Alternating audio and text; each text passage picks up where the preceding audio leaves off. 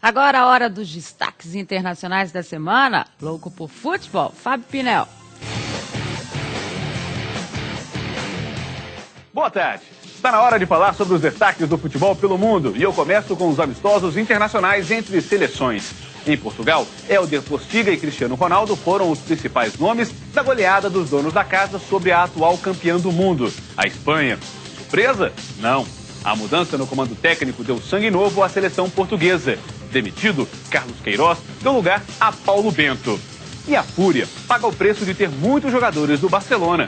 Eles chegaram ao auge físico, descansaram pouco por conta do Mundial e agora sofrem um desgaste pelo excesso de partidas. Pelo menos, a Espanha está bem nas eliminatórias para a Eurocopa 2012. Em Wembley, o English Team caiu diante da França. Os dois países passam por um momento de renovação, mas o processo é lento, principalmente para os ingleses.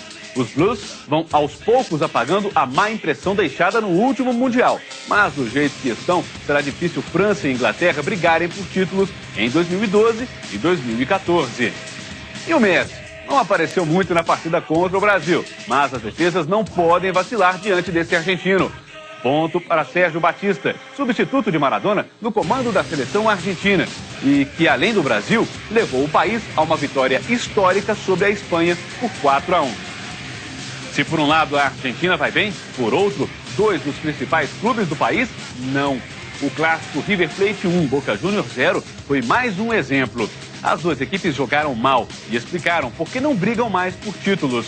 Os milionários trocaram de técnico na semana passada e respiram aliviados, apesar do time ainda correr o risco de rebaixamento.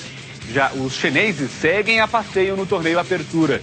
Cláudio Borg não resistiu à derrota no clássico e pediu demissão na Casa Amarilla no dia seguinte. Só para não dar ao River o gostinho de dizer que o técnico do maior rival caiu em seu estádio. Tito Pompei será o técnico interino. E a FIFA divulgou nesta semana os finalistas da segunda edição do Prêmio Puskás, concedido ao autor do gol mais bonito do ano.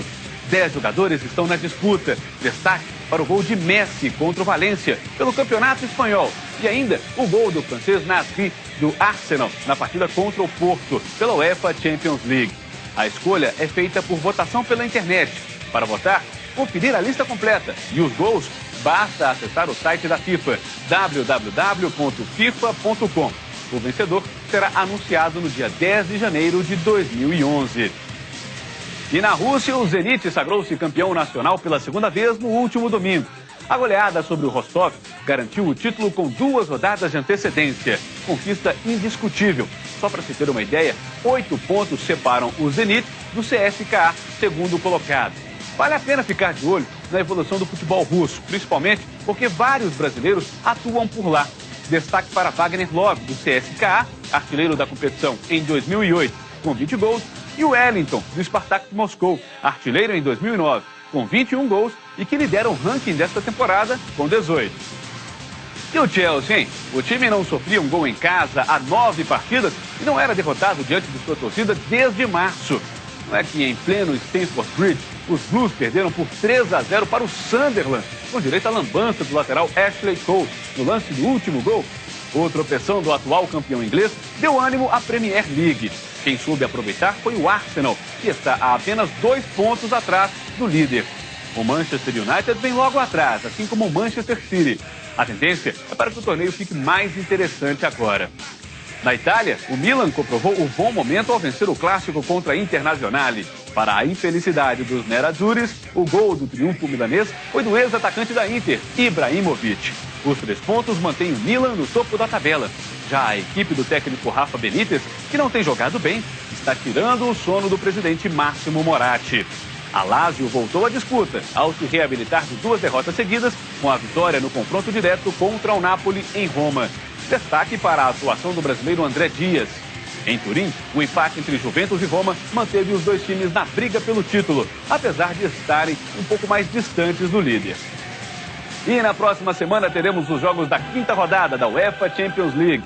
A atual campeã joga em casa contra o Twente, pela classificação antecipada para as 8ª de final. Um jogo que você confere aqui na Band na quarta-feira que vem. Uma vitória mantém a Internazionale na briga pelo Grupo B. Destaque também para o duelo Schalke 04 e Lyon, na Alemanha. Confronto direto pela liderança. O Barcelona enfrentará o Panathinaikos na Grécia e precisa vencer para garantir a vaga. Por isso, deve poupar titulares no confronto contra o Almeria, fora de casa, pelo Campeonato Espanhol. E o Ajax terá que jogar tudo e mais um pouco contra o Real Madrid para seguir na competição. Os espanhóis já estão classificados, mas os holandeses brigam com o Milan pela última vaga no Grupo G. E olha que ainda haverá o confronto direto entre eles, hein? Promete! Então é isso. Na sexta-feira que vem eu volto com outros destaques do futebol pelo mundo, aqui no Louco por Futebol.